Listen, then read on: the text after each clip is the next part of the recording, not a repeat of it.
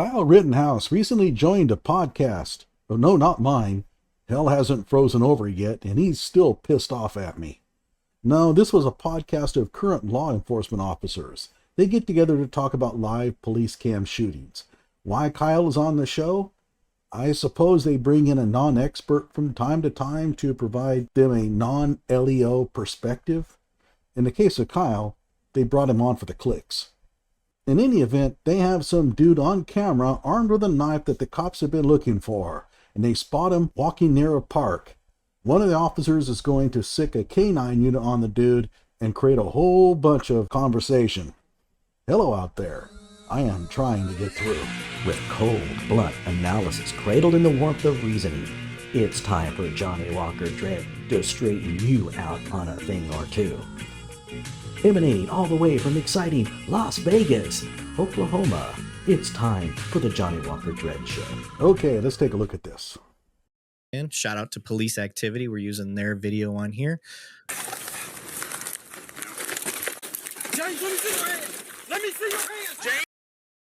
Okay, so there is the perpetrator or suspect. He doesn't have a gun, mind you. And notice, he's quite far. That's probably a good 30, 40 feet. James, you're going to get bit. James, let me see your hands.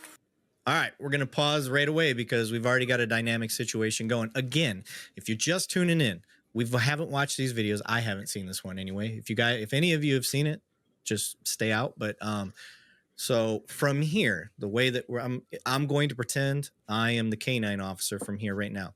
Something obviously has already been established because we've already got an officer posted up with a rifle. It looks like we've had this situation going on for at least a few minutes, so this could get here. Me as K-9. Now, I've never been a K-9 officer, but been around them a lot. So my understanding with this is going to be that we are not going to release that dog if we see a visible weapon. Now, some departments disagree with that. That's just how I've been. If he's got a knife or if he's got a gun, that dog's my partner. I'm not sending him in to get injured. I don't think you send the dog in any case, unless the man is fleeing. Or if the man maybe runs at you, you can release the dog to give you that one extra weapon. However, I don't think you sick the dog here in any circumstance. For what? You have a rifle and a gun trained on the guy. You have the tactical advantage. Why would you send the dog in? But there's another issue here, and that is self-defense. We'll talk about that in a moment. Dog's a tool, bro. That's why I said there's a difference in people's departments, and I fully acknowledge that. To me, if I'm this K-9 guy, I'm not sending that dog in. If he's got a knife or if he's got a gun or whatever it is, I'm not sending the dog in. That's just me. Dude, Matt, you got some feelings. I want to hear it. This whole thing doesn't make any sense. So you would send the dog in if he didn't have a weapon on him? Why? If you don't see a weapon on him, then why would you need the dog to attack him in the first place? I don't know, man. This is not good. But we'll see what the others say. Well, I am of the opinion that the dog is a tool. I know that sounds callous, and I love dogs, don't get me wrong, but the dog is a tool. And essentially, we leave it up to our handlers. Their call, because it's their tool. So do you feel comfortable sending him? Yes or no? And, go from there. But you have to constantly remind yourself and your handlers that the dog is indeed a tool. I don't understand what he means by, do you feel comfortable sending him in? Who gives a damn if you feel comfortable about it? The dog either provides you a tactical advantage or not. Also, sending the dog in is either legal or it's not. And in my opinion, it's not legal here. But we'll see. Yeah. Somebody asked, do dog wear vests? Yes, they do. And that will make a difference if I'm going to send my dog in. There are, I want to say stab-proof vests for dogs. I'm not sure if they make bulletproof vests. They make bulletproof ones. There's a couple companies that do. Okay, so I guess they do have bulletproof vests for the dog. Sometimes they're a little heavy. You got to train with those, though. Right. Now, if they have that, then I may actually send the dog in. That's just me personally. Again, I'm not a K-9 officer. Don't go after me. Not a. Wait, so the situation is now safe because the dog is wearing a bulletproof vest? When a dog is charging you, you're going to be aiming for its head, not center of mass. But okay, you do you. K-9 cop, but don't at me, bro. So from here, if I'm on this scene, I don't necessarily like where I'm standing. I'm in the open. Right. So for me, I am going to be trying to move behind some cover. I may swing around behind the car. I've got long. Derek, I was going to say one of the things too that is one of my pet peeves, and it happens all the time. You can't stop it from happening a lot of times, but you've got multiple people screaming orders, which confuses the heck out of suspects. And so that's another thing that's going on right here. I agree, and that is a problem. I don't know what it is about cops, but they just can't seem to organize this. I think that they probably do have a plan, but when something like this happens, they all got to step in and start shouting orders. If one dude is telling them to put up his hands, you don't need to step in there and add to it. If he's not going to pay attention to your friend, he's not going to pay attention to you either. Right. Yep. Good point. What we like to tell people is one person's giving commands. Unless they are not getting anywhere and they have no rapport with the suspect, then you may want to change it up. I may tell my partner, hey, let me try. It's not working. Because we get stuck in that OODA loop. We start saying the same shit over and over and over. And oh my God, that wears me out on scene. Tom's shaking his head like, oh, he's so irritated. All right, let's keep going. You're gonna James, don't run. James, don't. Multiple people yelling. Mickey, Durst. Okay, so they set the dog loose. Here's the way I analyze this, and you could tell me if I'm wrong, but to me, this is a violent attack with a weapon, the dog, that can cause serious bodily injury. Under what authority did you have to do that? What is the law in this state about attacking with such a force? Well, what threat does the man pose to you? He has a knife. You haven't seen a gun. So what is the threat that you perceive? I don't know. This is looking a little bit shaky. But now from the man's perspective, he's walking along. Yeah, maybe he's wanted for a serious crime, okay? But he gets stopped by the police and they're yelling a whole bunch of crazy commands at him. I don't see him showing any threat to the police. Maybe he's not doing what the police tell him to do, but I don't see a threat here. And all of a sudden, the cops send a dog in on me. That's a dog that can cause me serious bodily injury. Do I have the right to self-defense? I would argue yes. Durst. Get on the ground. Hey, hold on. Hey, you stabbing him?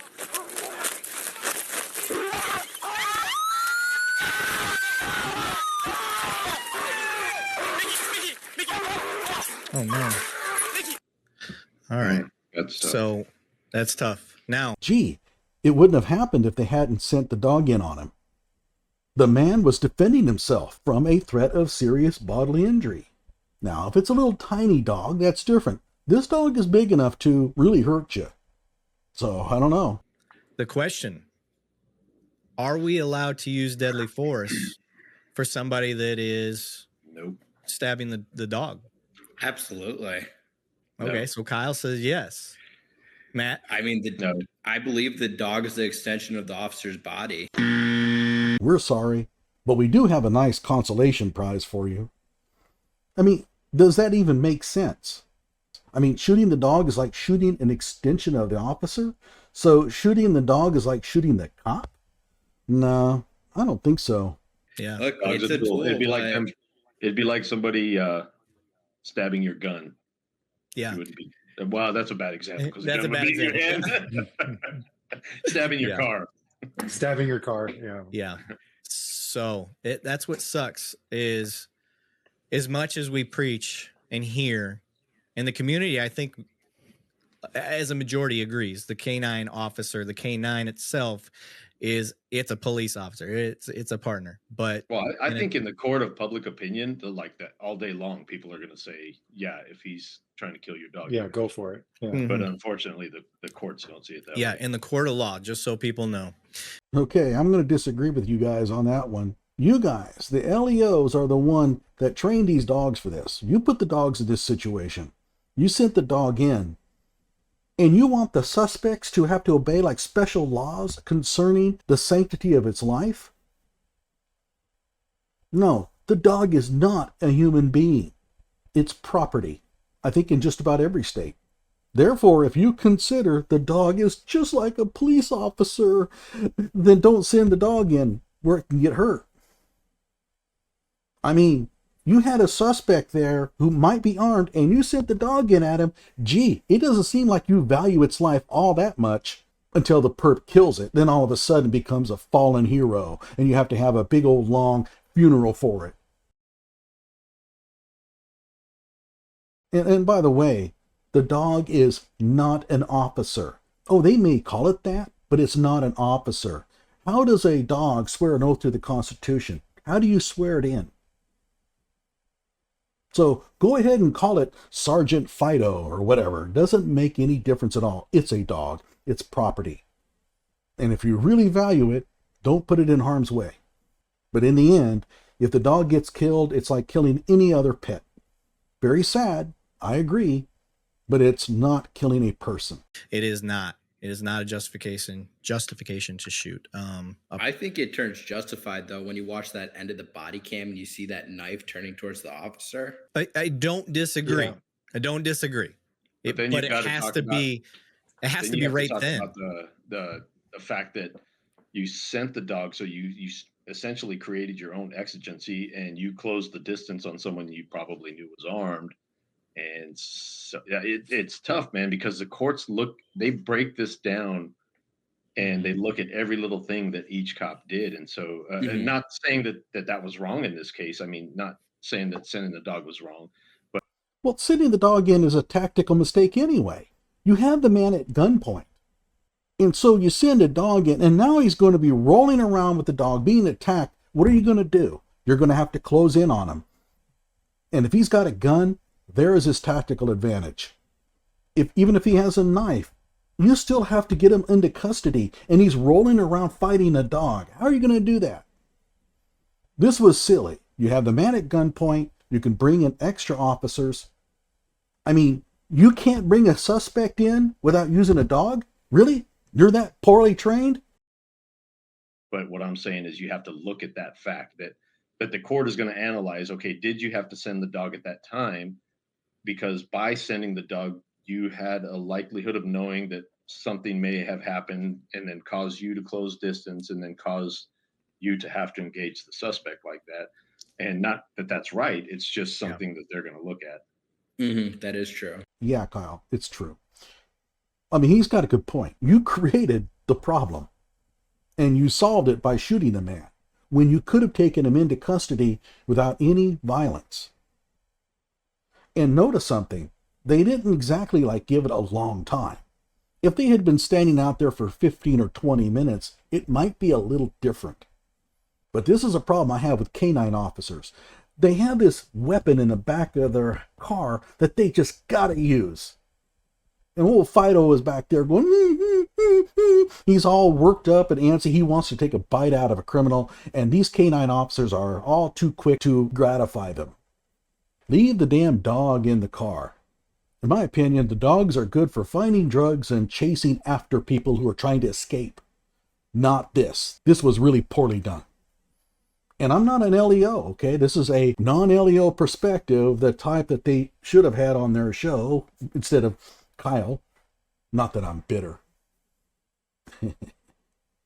Right, yeah. The whole ladder of decisions and the stair step that you just took is really putting you in a bad place anyways by sending the dog at that time. I mean, the guy's not necessarily doing anything. It's not like he has a hostage. It's not like he's, I'm not clear on exactly why they're pointing guns at him at the point. I mean, obviously he's got a weapon, but that they seem like they had time on their hands right there. They say he obviously had a weapon. Did they see a weapon? Did he have a gun? He's far away. He's 30, 40 feet away. And so even if he had a knife on him, at that point, he is not a threat to the officers. Did they have a report that he had a gun? Did they see a gun?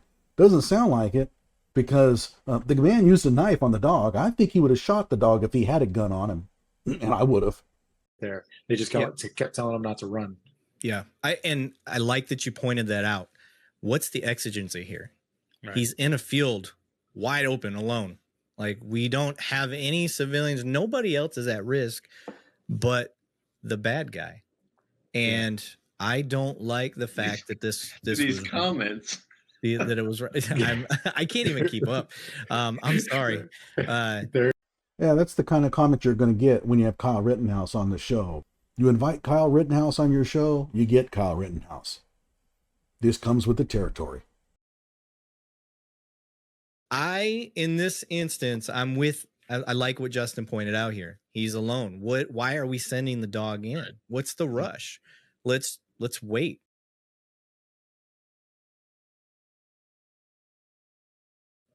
Shoot. We got all day.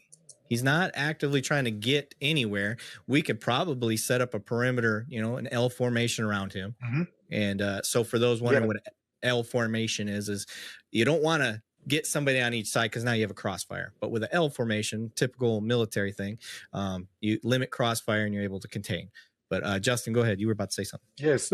Well, I was just kind of where you're going to, get some cars in position for some cover for us. That way, if this guy decides to turn and run at us, we've got an obstacle in his way. Killer knife guy, and then we can do what we need to do. But if he's just standing there in the middle of that field, I mean it seems like a great position. I mean, look, there's even a FedEx truck. I'm looking at that right there. Hey, FedEx driver, get out of there. We need you to kind of make a little barrier for us here too. Kind of pin this guy in. We'll continue clearing out any spectators or random people, but it looks like you got a bunch of like street crimes detectives or detectives with plain clothes or whatever running in there. So there's something.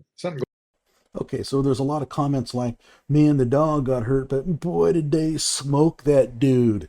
Okay, look, maybe he's a really bad guy, all right? But all I have in front of me is a guy walking, and the police pull up and tell him to do all kinds of things. And then they sick a dog on him. He has a right to defend himself. He's fearing serious bodily injury, and so in defending himself, he stabs the dog. That part of the story, I don't know how much hate you can put on the man. I mean, was he really a bad guy? I don't think these people in the comment section even know what he did. Did he do anything? It looks like he's wanted. They don't know.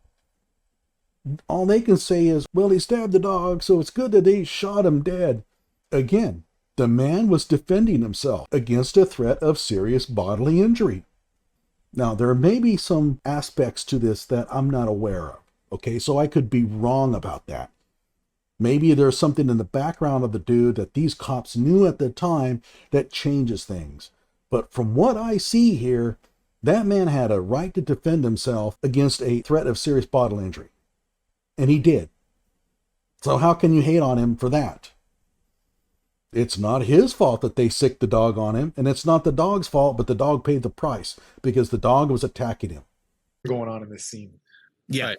And you use time to your advantage. If he's there by himself, he's just there. Use the time to your advantage and take your time and perimeter it, close them in, get a, operational kind of area if something does go wrong. Yeah, agreed. Now take a look. Paul says there in the comment section, I would not have sent the dog in if I knew he had a knife. So if you knew he was unarmed, you would send the dog in? Why? For what? Again, that is a violent assault on a person. And nothing I saw there warranted it. So again, we're not trying to bash the officer that sent the dog in. It's just these are things to consider when we're doing this. So it takes somebody taking control of a scene. And I think, you guys tell me if I'm wrong, but everywhere that I've been or talked to, K-9 runs the scene once they're on scene, correct? Unless it's like SWAT or...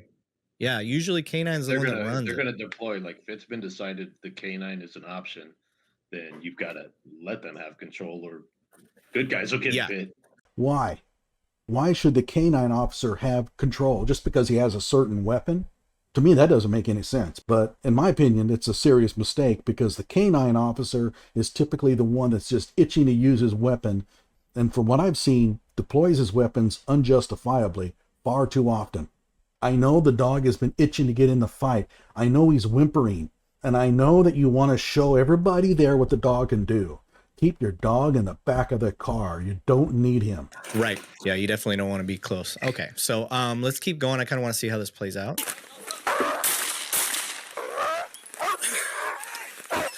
Mickey, I got you. Mickey, Arterial bleed.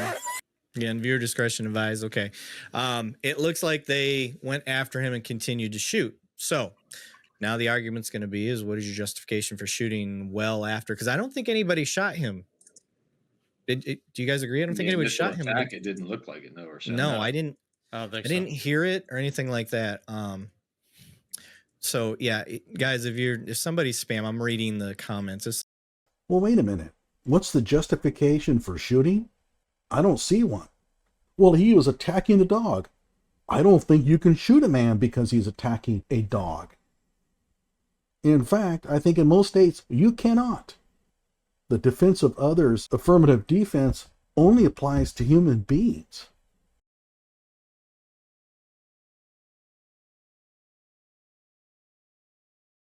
So what can we learn from that as far as us as police? How can we improve? How can we get better? I'll a jump question. in real quick, and I would say, or I'd venture to say, that this K-9 handler learned a valuable lesson with this, and probably I don't know how long ago this was, but he either has or will go on to debrief the incident to help other K-9 handlers. Like, hey, here's some things that I didn't think about that I could have thought about. Here's some things I could have done different. And then, unfortunately, it takes incidents like these sometimes to have agencies like this buy those vests for those dogs. Wait, the man is dead. They shot a man dead, and that's just a learning experience? Well, the K-9 officer will learn a lot from this, and then he'll become a trainer for others and get a big pay raise out of it. Are you kidding me? In my opinion, that K-9 officer should face disciplinary action. There was no need to send that dog in, and it led to a man's death. But to these guys, well, this will be good for the old curriculum binder for our next training. God. And get them the protection they need. Yeah. Kyle's asking if I can make it bigger. So what we've learned from the man's death is we need more money for more equipment.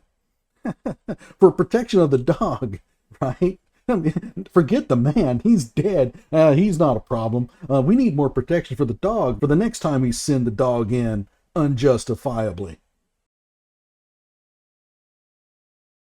One of the things I wanted to talk about is debriefing. I like that, Matt, that you talked about. Cops need to debrief. This is something that if you're an officer listening, you should be debriefing after a domestic. You should be debriefing after every call. What did we do good? What did we do bad? How can we do better? The kind of debrief that I would give would be, hey, K-9 officer, what the hell are you doing? Are you insane? That would be my debrief. Now, I know I pissed off a lot of you in this video, and every LEO expert will be piling in here to tell me what I did wrong. Fine, I mean, I don't care. It's a non-LEO perspective. It's designed to get us to think a little. So here are the questions.